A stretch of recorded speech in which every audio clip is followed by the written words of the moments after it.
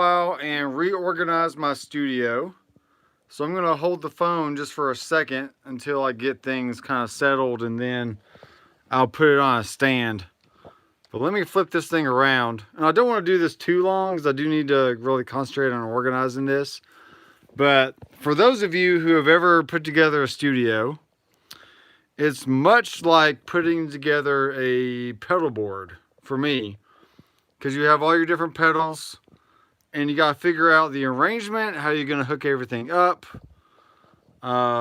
just what size board you need, all that stuff. So this is really part of my creative juices, doing pedal boards, doing studio setups.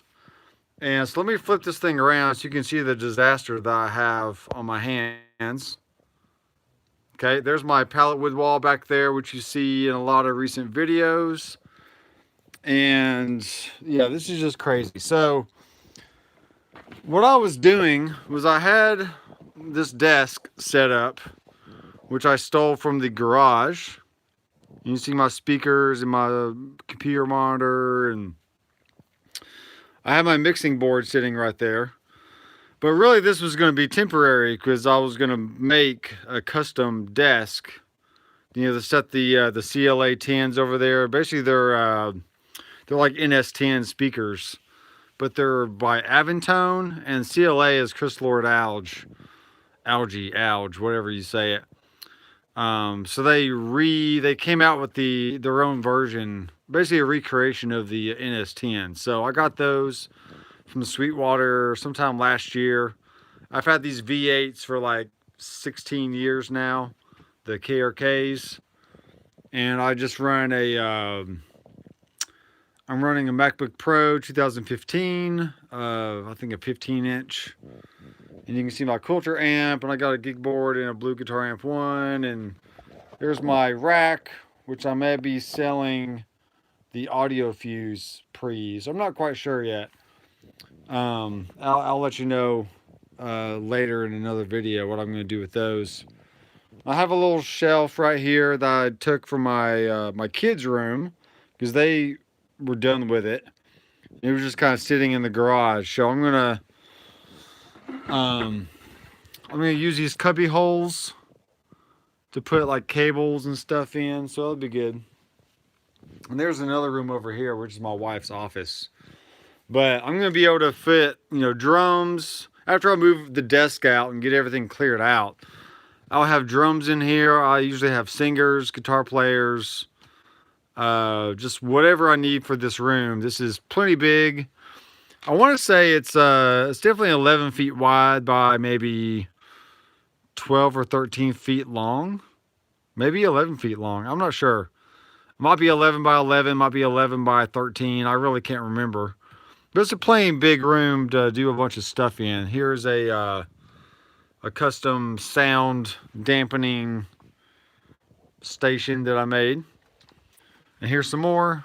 I got some more stuff. You can see the insulation rock wool that I made there.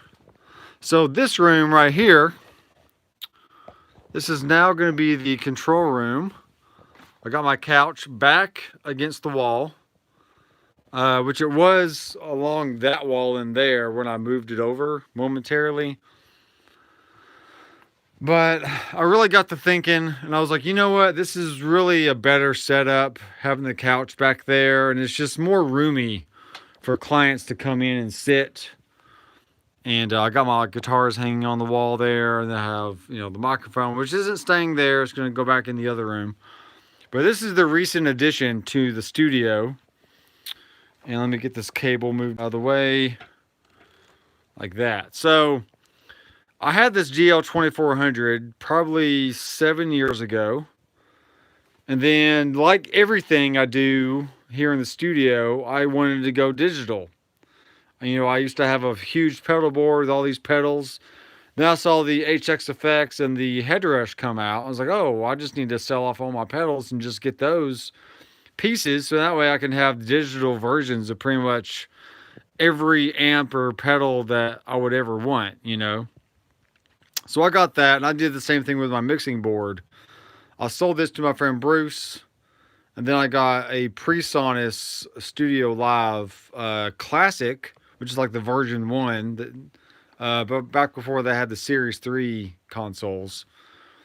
So I got that and used it for probably about 2 years, and then it finally died on me. I'm not sure what happened to it. So I sold that off. Tried getting I got the Apollo Twin quad core version, thinking that was going to do it for me. And I really just missed having faders.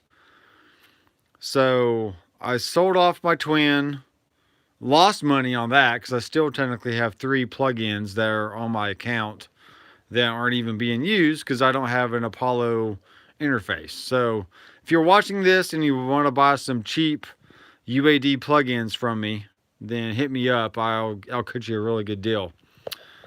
So I think they're the API channel strip. I got like a Studer tape machine and the what's that called? It's the distressor. That's what it is, distressor. I always wanted one of those, so I figured, hey, why not get the digital version, right? The digital emulation. So anyway, sold off the Twin. Ended up getting a PreSonus Studio Live Series 3 mixer, which was great. It was 16 channels. It had the flying faders and all that, fat channel, all that stuff. And then for some odd reason, I was like, I really want to try something different. So I have this Audio Fuse, let me get in the light here, this Audio Fuse Studio, which is kind of like a monitor station and an 8-channel interface all in one. You got your 4 mic pre's on the front, and then you have some more line inputs on the back with, you can actually do some reamping with this interface, which is cool. It's got the USB hub on the back, which is nice, and an option for 2 sets of speakers. So this is a cool little device. And what really bummed me out is the optical out right here. I'm trying to get the focus. But basically the optical out, you can only use up to 1 ADAT unit just to add 8 more channels. You can't daisy chain 2 at a time, or 2 more, to get a full 24 channel inputs. So this is technically 8. That's 6 more, that's 24, right? Well, that was my plan, and it all came in the mail, and I tried to get it all set up, and lo and behold, I found out that you can't use 2 of them. You can only use 1 ADAT. I'm like, what the crap? This is dumb. So that didn't work out, and I had already sold my PreSonus Series 3 mixer, and I was really missing not having reverb to put on vocals or whatever else. So I kind of ditched the Audio Fuse stuff, but then I realized that I can use the Audio Fuse 8 pre's, which is what I was using for the ADAT options. I can use those as standalone preamps by routing the input directly to the output, then just using it literally as a standalone preamp. So I can plug a mic into the input and then send a cable from the output into another interface or into a mixing board or speakers or wherever I want. So so for now, I had been using those 2 units as 16 additional channels. And then I really wanted the PreSonus effects and reverbs and stuff. So I got the 32R, which, let me go back into this room. I know this is a very confusing story. Let me flip it back around here. All right, so there's my PreSonus 32R, which is obviously 32 channels, 24 in the front, then 8 more in the back. And it also has 16 channels of outputs. So I'm using the Audio Fuse 8 Pre as 16 standalone preamps going into 16 channels of the Studio Live 32R. But this is another hitch. I was like, all right, all this is great, but let me sit down for a second. When I do my sessions, if I want to go adjust something, I have a few options. I could either have an iPad sitting right next to me and I could move things on the screen and basically control the PreSonus without having to have the universal control up on the actual computer screen. And I was like, yeah, I could do that, but I just hate going back and forth. It's not as fast as having faders. So I had this wild idea of, you know what, I really like that Allen and Heath mixing board that I had, 7 or 8 years ago. And that gives me all the faders I want, and it's 24 channels. So I can technically plug all my, I have a 16, let me flip this around again. I have a 16 channel snake right here. I've had this for a long time, at least 16 or 17 years.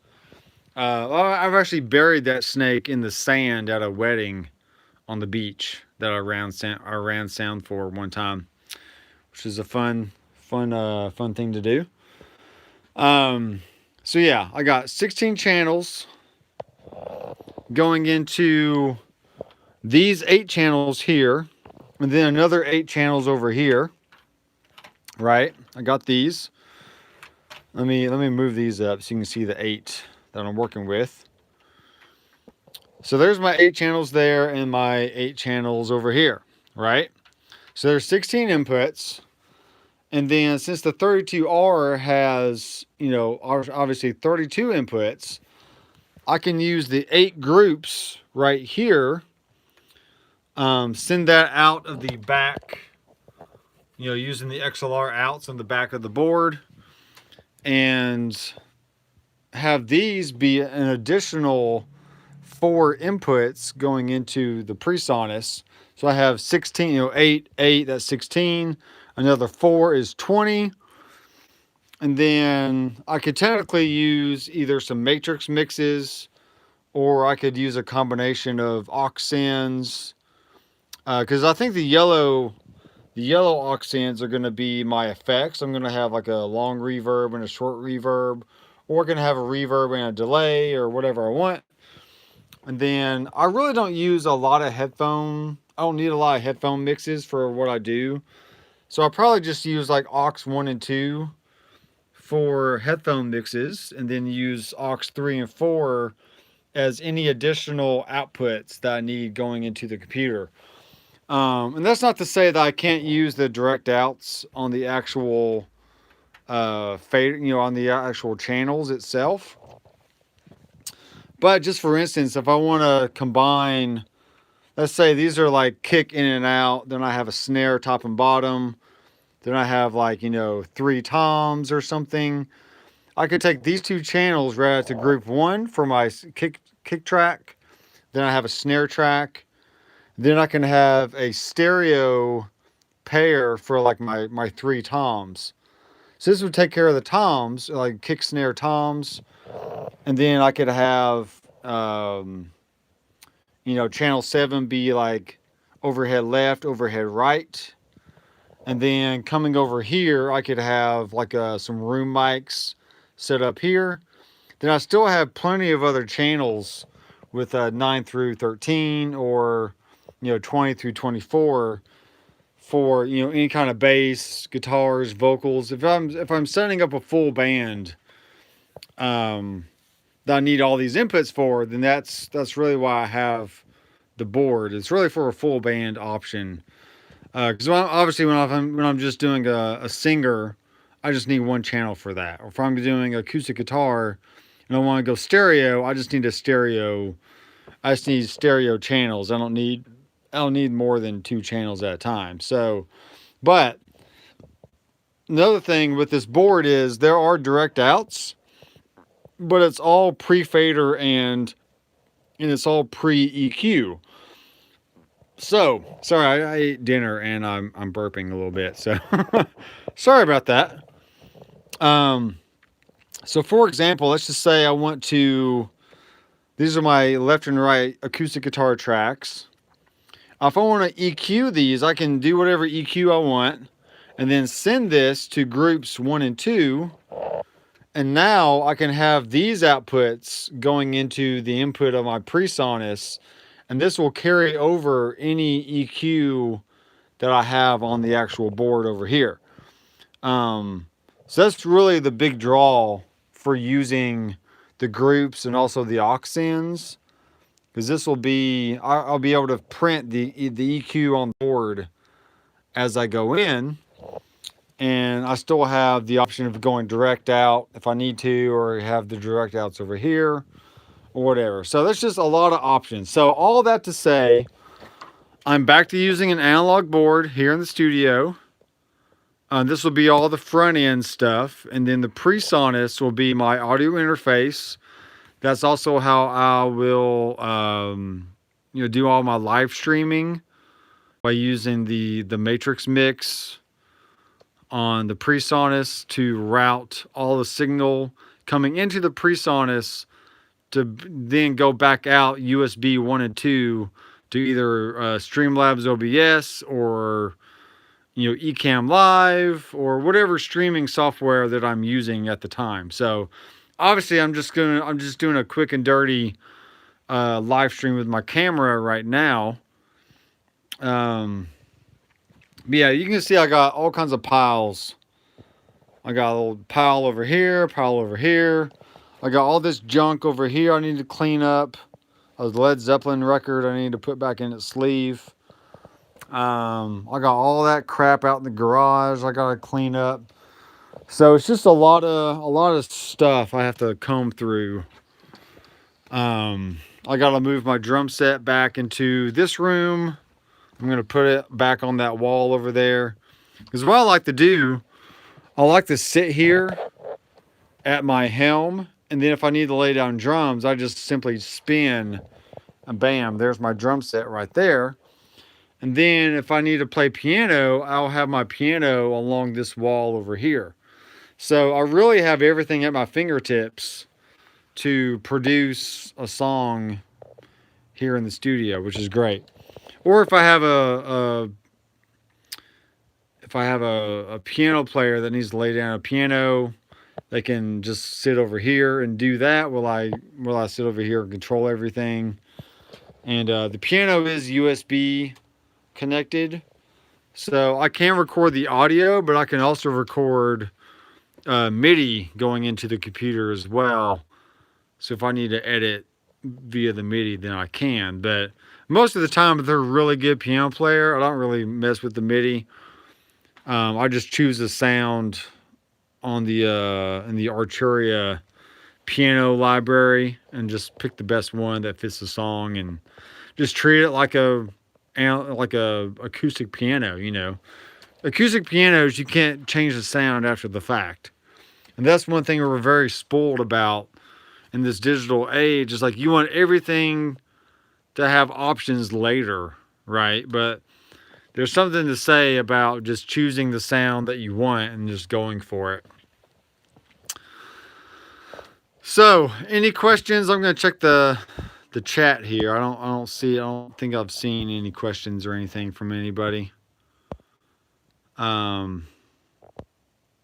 I'll stay on for a few more minutes if you have any questions about the board, or maybe I can help you with your own personal studio setup as far as like what you need and whatnot. I do like having, I don't have my my other chair in here, but I do like having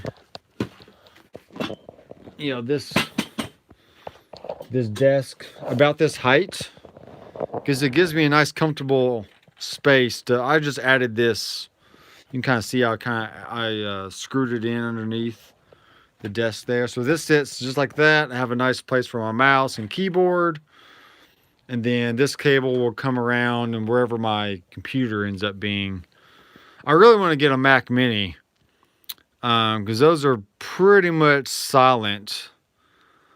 And I want as less noise in here as possible. Now, this already makes some noise A little bit of fan noise, which I'm not a fan of. Excuse the pun. But I have seen some mods where people have opened up the power supply and changed the fan out, maybe add some transistors or actually resistors to make this thing a little bit quieter. Because if I can just get it down to like a whisper, then that would be good for me. So yeah, but you can see the helm right here. Got the keyboard and mouse and the main mixer.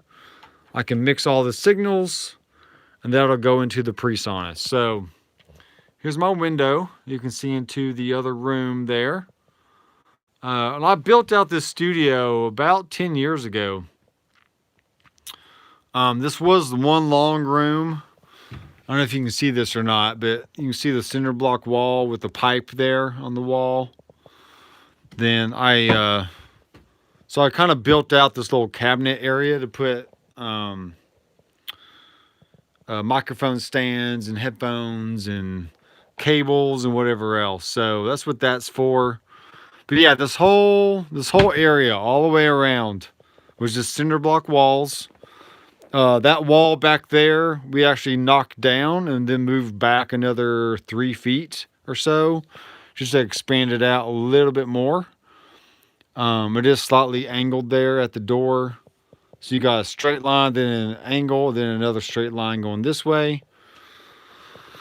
So I think both rooms are 11 feet wide for sure. And then this room is about 16 feet deep or long, whichever way you want to say it. Got all my guitars there, which is great. And yeah, so this gives me plenty of space to kind of put stuff. I'll put my blue shelf back over here with my record player and maybe a headrush pedal board set on top. Just like always there, ready to go. If a bass player needs to plug in, it'll be routed along the wall and it'll come over and plug into the board here. Yeah, I'm pretty excited. I think this is going to be a good setup. I don't know why I thought I could move everything over there and have the smaller control room. But the more I thought about it, I was like, you know what? I really like having this. I like having this room for videos when I'm doing like recording style videos, talking about, mixing boards or microphones or whatever. And then still having the other room with the pallet wood wall over there for like a secondary backdrop for when I do like pedal reviews or amplifier or headrush videos. That's what I can do in there. And I really want to get a second, like a wireless keyboard and mouse and a really long HDMI cable and run it through my hole in the wall over here. So that way I have a secondary monitor in the other room with the mouse and keyboard, and I can be sitting in there while still controlling the computer that's in here. So that was my beef with having the computer and that pallet wood wall in separate rooms. It was really hard to like run back and forth and make sure my levels were good and whatever else. Because I usually press record in here, and then I have to walk in there and sit down and start talking, right? Excuse me. So, but yeah, I think having a secondary monitor with an extra keyboard and mouse will help me just kind of navigate the computer, even though I'm in a separate room. So it'll help with that. I've had this foot locker for all my life, pretty much. I probably got it when I was in middle school or something, so I've had it for about 30 years. There's just a bunch of knickknacks in there, nothing too special. But I'll move that out, move it somewhere else. I do have this little foot thing over here that's a bunch of junk is on right now. I could probably put cables or knickknack stuff in there if I want to. And there's a green chair that came from my wife's grandmother's house. This is definitely from the 70s, 60s or 70s, I don't even know. But it's got a vintage table and a chair. There's another vintage table in my wife's office, but I don't really have room to have both tables in here. Because otherwise, I want to keep that space right there to walk in, like somewhat clear. I may still move this couch over like another foot or maybe half a foot, just to have a little bit more space right there as people walk in. But yeah, it's definitely junky right now, but I will update everybody once this place is cleaned up. And I have a friend from church. He's gonna come over. He's a high school student, but he recently went to MTSU to research and look at their recording program. So it's like, all right, well, we got a young kid that's interested in audio, so let's have him come over. And he's a drummer, so I'm gonna have a drum set up in the other room, and then I'll be sitting here, like, dialing in everything, and then making sure we're getting some good drum sounds, in this space. So it is a small room. And I've watched a few videos on how to record drums in a small room. They basically say use the least amount of microphones as possible, which I kind of agree with. Because the more mics you have, the more prone to having like flutter and like, just short or like early reflection type reverb and kind of muddy up the sound. So, let me check the comments here. Sorry, I keep burping. How embarrassing. Hey, Toms. Toms. I think it's Tams, maybe. Yeah, man. This is my studio. I am Dr. Mcfarland Studios. I just don't do headrush stuff or guitar stuff. I'm a full-blown producer, engineer, tone crafter, teacher here in the Nashville, Smyrna area. I have some reverb on. How? I'm just talking through my phone, so I shouldn't have any reverb on at all. If I do, that'd be really weird. But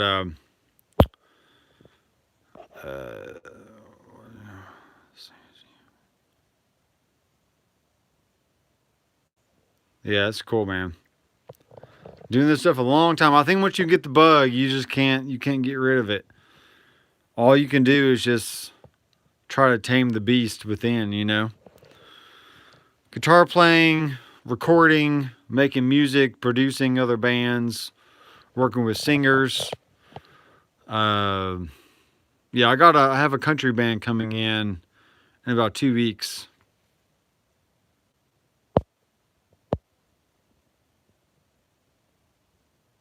Well, I'll have to send you a copy. Got some verb, buddy.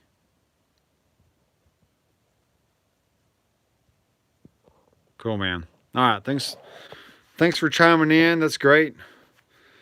I will be starting a studio essentials series, probably coming up in the summer. Doing that for the month of June and July on the YouTube channel, just kind of going through different aspects of the studio and verb on your end. Okay, that makes sense. I'm like, there's no way I have verb on my voice because I'm just going through my phone. So that's really funny. But yeah, if you're interested in anything I have going on here, definitely check out my website, drmcfarlandstudios.com. I do have some audio services on there as far as vocal tuning, drum alignment, drum enhancement, samples and stuff like that. Any kind of editing, like drum editing and cleaning up tracks, getting ready to mix. And I can do mixing and mastering as well. So you can find all the information at the website, drmcfarlandstudios.com. Also have some courses, Confident Musician membership you can join. And you can learn about music theory, gear, and recording all in one place. So, thanks guys for watching. I'm going to get back to cleaning here, but that was a fun little live stream, just kind of showing you my process and my little setup here in the house. So, you guys have a good Friday tomorrow and the rest of your weekend. And we will see you soon. Okay, keep rocking.